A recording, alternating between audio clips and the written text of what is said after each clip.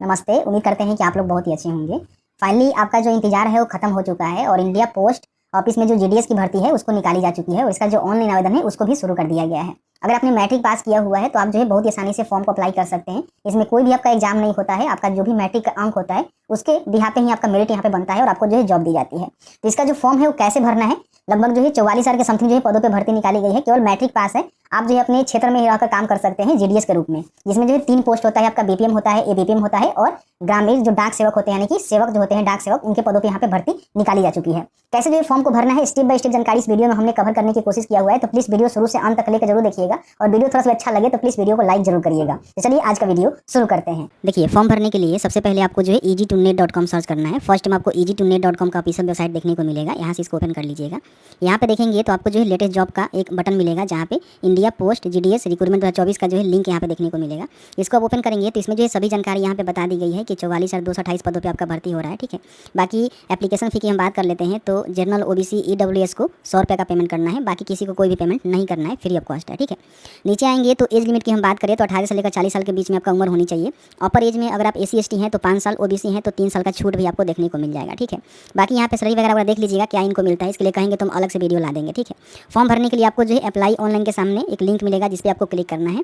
Click करने के बाद इंडिया पोस्ट जीडीएस ऑनलाइन का जो ऑफिशियल पोर्टल है यहाँ पे आप आ जाएंगे। ठीक है, देख सकते हैं कि 44,228 पदों पे जो इसका जो ऑनलाइन आवेदन है शुरू कर दिया गया है। 15 जुलाई से लेकर जो है 8 अगस्त के बीच में फॉर्म को अप्लाई कर सकते हैं। कैसे फॉर्म को भरना है स्टेप बाय स्टेप जानकारी देंगे। बहुत सारे लोग गलती कर रहे हैं, जो गलती आपको नहीं करना है।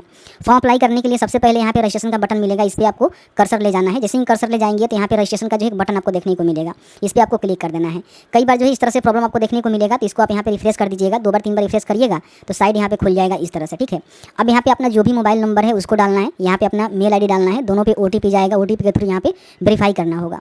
फिर यहाँ पे अपना मैट्रिक के सर्टिफिकेट के अनुसार नाम लिखेंगे। फादर का चाहे तो नाम दे सकते हैं, चाहे तो मदर का भी नाम दे सकते हैं, दोनों में से कोई एक नाम आप यहाँ पे दे सकते हैं जो कि मैट्रिक के सर्टिफिकेट के अनुसार होनी चाहिए। उसके बाद कैलेंडर दिया गया है, डेट ऑफ बर्थ आपको चूज कर लेना है कि आपका जो है डेट ऑफ बर्थ कब का है। तो यहाँ पे देखेंगे तो इस तरह से डेमो पर्पज से हम डेट ऑफ बर्थ यहाँ पे चूज कर लेते हैं। फिर यहाँ पे आपको जो है जेंडर बताना है कि मेल है कि फीमेल है, दोनों जो है फॉर्म को भर सकते हैं आप, मेल है फीमेल है कोई दिक्कत नहीं है। बाकी यहाँ पे देखेंगे कम्युनिटी आपको बताना होगा, इसका मतलब होता है कि आप जो है कौन से कैटेगरी से आते हैं, जैसे कि ओबीसी एससी एसटी, तो जिस भी कैटेगरी से आप हैं यहाँ पे अपना सिलेक्शन करेंगे।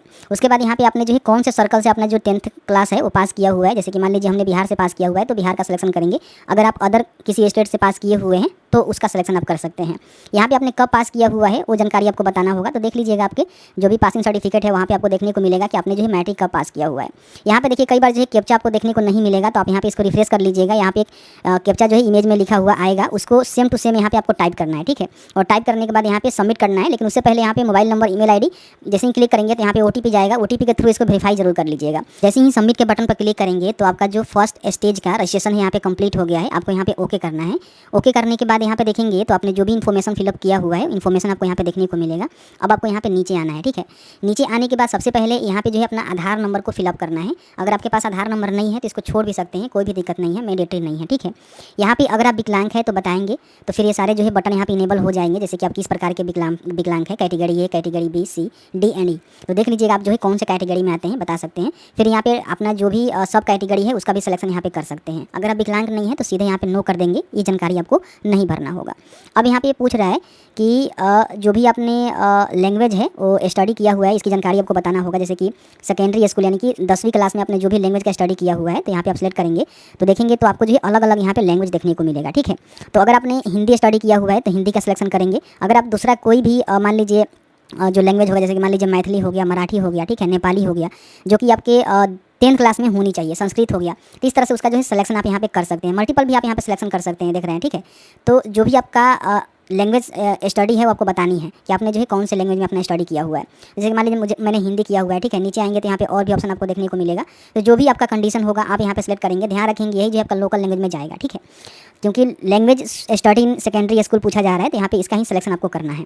इस तरह से सेलेक्ट कर लीजिएगा। फिर यहाँ पे अगर आप कहीं काम करते हैं तो आप यहाँ पे यस करेंगे तो आप बता सकते हैं कि आप कहाँ काम करते हैं और उसका जो एनओसी है आपने लिया हुआ है कि नहीं लिया हुआ है, तो आप यहाँ पे यस नो में जानकारी दे सकते हैं। नहीं करते हैं तो सिंपल सा नो करेंगे, कोई भी दिक्कत नहीं है। ठीक है, उसके बाद यहाँ पे जो है फोटो आपको अपलोड करना है, जो कि जेपीजी साइज फॉर्मेट में होनी चाहिए। 50 के बी तक जो है इसका साइज रहना चाहिए, 200 DPI में, 200x230 पिक्सल में रहेगा, तो आप यहाँ पे इसको अपलोड कर सकते हैं। उसके बाद यहाँ पे सिग्नेचर आपको अपलोड करना है, जो कि 20 के बी से कम होनी चाहिए 200 DPI में 140x60 पिक्सल में आपका जो है होनी चाहिए। उसके बाद आपको सबमिट के बटन पर क्लिक करना है। जैसे ही सबमिट के बटन पर क्लिक करेंगे तो यहाँ पे देखेंगे आपने जो भी जानकारी को फिल आउट किया हुआ है, सभी जानकारी जो यहाँ पे आपको देखने को मिलेगा, जिसको आप चेकआउट कर लेना।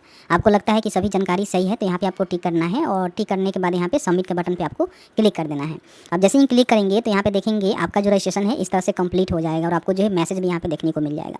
कंटिन्यू टू अप्लाई के बटन पे आपको क्लिक कर देना है। अब जैसे ही क्लिक करेंगे तो फर्स्ट स्टेज का जो आपका रजिस्ट्रेशन है यहाँ पे कंप्लीट हो गया है। अब यहाँ पे आपको जो है एप्लीकेशन फॉर्म भरना है। तो सबसे पहले देखेंगे तो आपका जो रजिस्ट्रेशन नंबर है यहाँ पे आपको देखने को मिल जाएगा।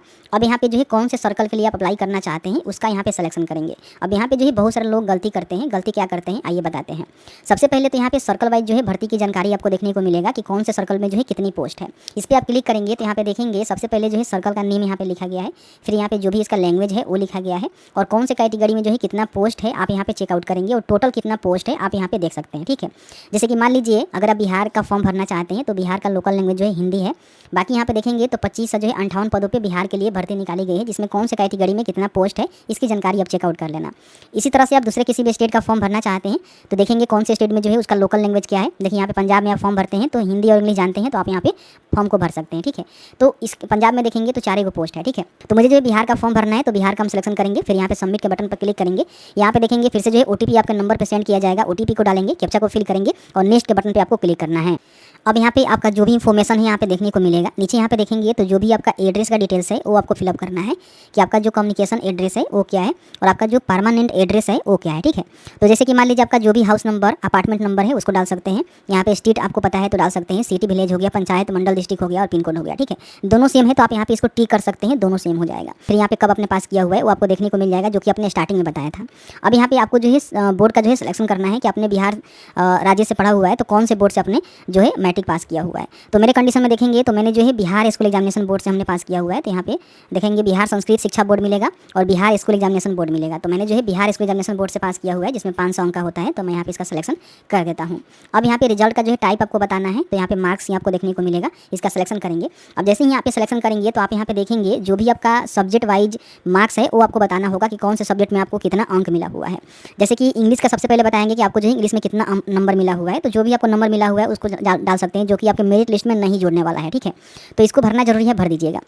बाकी यहाँ पे देखेंगे तो यहाँ पे आपने अगर बंगाली से किया हुआ है अपना मैट्रिक तो बंगाली का सिलेक्शन करेंगे, हिंदी से किया हुआ है तो हिंदी या फिर मैथिली या फिर उर्दू।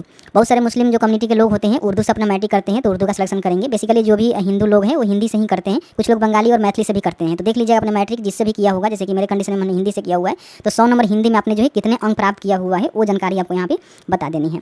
उसके बाद यहाँ पे मैथमेटिक्स का जो है जानकारी आपको बताना होगा कि इसमें आपको कितना अंक मिला हुआ है, तो उसकी जानकारी आप भरेंगे। फिर साइंस का बता देंगे कि साइंस में कितना मिला हुआ है, सोशल साइंस में आपको कितना मिला हुआ है। ठीक है, इस तरह से आप बताएंगे। उसके बाद यहाँ पे देखेंगे तो आपको जो है अरबिक, भोजपुरी, हिंदी और पारसियन संस्कृत आपको देखने को मिलेगा।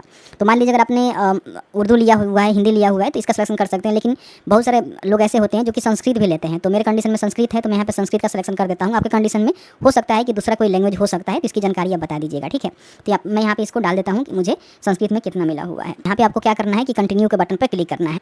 अब यहाँ पे आप देखेंगे तो जो भी डिवीजन है उसको आपको यहाँ पे सेलेक्ट करना है कि आप जो है कौन से डिवीजन के अंतर्गत फॉर्म को भरना चाहते हैं।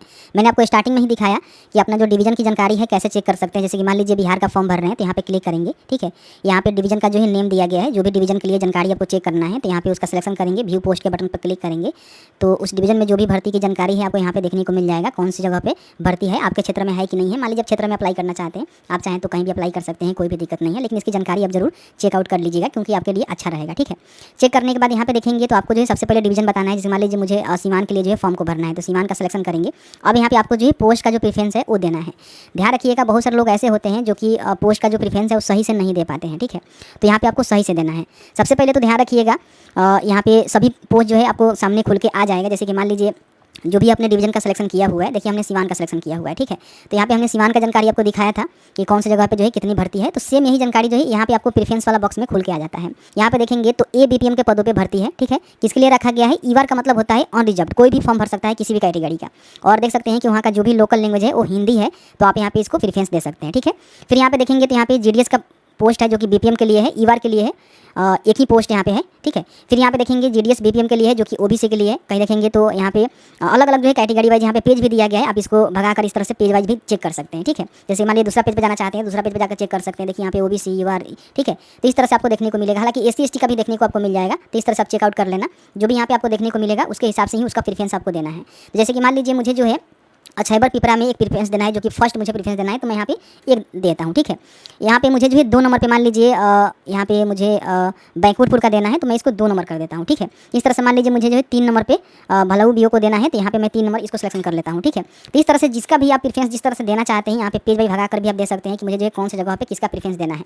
तो जितना भी प्रेफरेंस आप देना चाहते हैं दे सकते हैं, आपके ऊपर निर्भर करता है। तो इस तरह से जो भी प्रेफरेंस है आप भर सकते हैं अपने हिसाब से, देख देख के कि हाँ मुझे कौन कौन सी जगह पे फॉर्म को भरना है, कहाँ कहाँ मुझे काम करना है, ठीक है। इस तरह से भरेंगे। उसके बाद यहाँ पे अपना जो भी सर्कल है, डिवीजन है, वो आपको देखने को मिलेगा। इसको चेकआउट करिएगा। यहाँ पे आपको डिक्लेरेशन देना है, फिर यहाँ पे सेव एंड प्रोसीड के बटन पर क्लिक करना है ना। यहाँ पे सबमिट हो जाएगा। यहाँ पे आपको ओके करना है। ओके करने के बाद यहाँ पे देख सकते हैं कि जो भी एप्लीकेशन का पेमेंट है वो आपको करना है, अगर आपका एप्लीकेबल होता है। जैसे कि हम जो ओबीसी का फॉर्म भर रहे हैं, तो यहाँ पे जो है 100 रुपये का पेमेंट करना है। अगर आप एससी एसटी है या फिर फीमेल है, विकलांग है, तो आपको कोई भी एप्लीकेशन फी नहीं देना है। मेक पेमेंट के बटन पर क्लिक करेंगे। यहाँ पे देखेंगे आपके सामने जो भी पेमेंट गेटवे है खुल जाएगा, जिसके माध्यम से नेट बैंकिंग, क्रेडिट कार्ड, जिससे भी आप पेमेंट करना चाहते हैं, यहाँ पे पेमेंट कंप्लीट करेंगे और अपने एप्लीकेशन का जो प्रिंट आउट है निकाल कर अपने पास सुरक्षित रख लेंगे। तो जैसे कि आपने देखा कि मैंने जो है क्लियर करके बता दिया किस तरह से फॉर्म को अप्लाई करना है। फॉर्म को अप्लाई करते समय ध्यान रखिएगा जो भी पोस्ट का प्रेफरेंस है वो आपको सही से देना है। अपना जो भी डिवीजन है, सर्कल है, उसको सही से सिलेक्ट करना है, क्योंकि जो भी सर्कल का सिलेक्शन करेंगे वहाँ का जो लोकल लैंग्वेज है वो आपको आनी चाहिए। इसके साथ ही साथ आपका जो भी डिवीजन में फॉर्म को भर रहे हैं वहाँ पे जो भी कैटेगरी मेंशन किया गया है उसी कैटेगरी का सिलेक्शन आपको करना है जिस कैटेगरी से आप आते हैं। ऐसा नहीं है कि आप एससी एसटी से आते हैं और ओबीसी का पोस्ट के लिए फॉर्म प्रेफरेंस देंगे तो फिर दिक्कत होगा, वो आपको भरने से कोई फायदा भी नहीं होगा। तो जो भी आपका कैटेगरी में पोस्ट है, जो भी ब्रांच ऑफिस में, उसका ही सिलेक्शन करना है। वीडियो थोड़ा सा अच्छा लगा है तो वीडियो को लाइक करिएगा, और आपके मन में कोई भी सवाल होगा इस वीडियो से रिलेटेड तो आप हमें कमेंट्स में कमेंट करके पूछ सकते हैं।